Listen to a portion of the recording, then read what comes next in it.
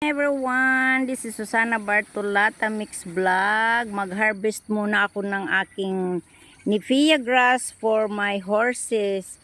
Dahil ang lakas-lakas ng ulan kagabi, hindi ko sila pinakawalan ng malayo. Hindi ko sila linagay diyan sa field kasi maputik, kaya mag-harvest lang ako ng Nifia grass para maibigay ako sa kanila mamaya ng fresh grass. Tingnan mo yung malaki yung tubig sa riverside namin, malubog. It's not clear the water because this morning early morning so heavy rain, so I need to clean our drainage there later on when the water is rushed down. So this is our Nifia grass, and this coming Christmas, mag-harvest na ako ng aking tapioca, kamuting kahoy. Ayun, malalaki na ang laman nito, grabe oh.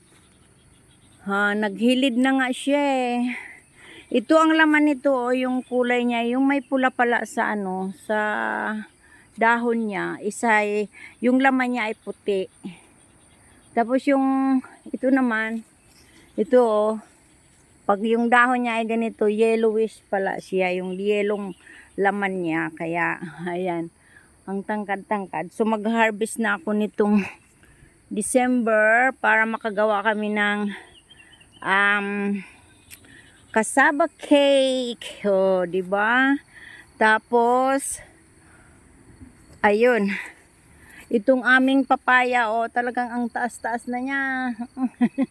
Pero non-stop po ang fruiting niya. Ay grabe, super taas oh. Super taas. Pero non-stop yung fruiting niya. Okay guys, have a blessed Sunday to all. God bless you all. Bye bye. Please subscribe my channel, Susana Bartolata Mix Vlog. I love you all guys. Bye. Have a nice day. God bless.